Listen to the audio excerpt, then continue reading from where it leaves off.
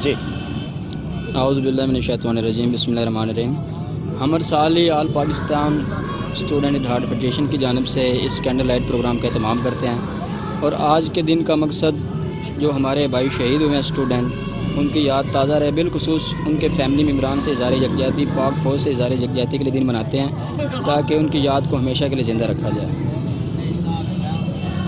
जी, यहाँ पे और दोस्त मौजूद हैं, हम उनसे जानने की कोशिश करते हैं कि उन्होंने अपना 16 दिसंबर 2014 के पेज में क्या कर रहे हैं। जी, बिस्मिल्लाहिर्रहमानिर्रहीम।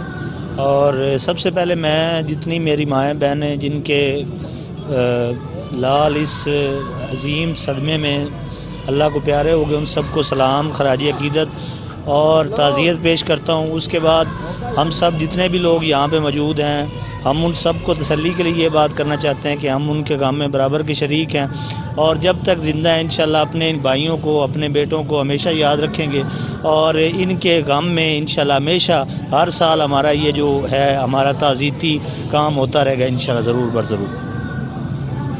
जी नाज़रीन, इसी तरीके पूरे पाकिस्तान में अपना 16 दिसंबर शहीदों की याद में मनाया जा रहा है।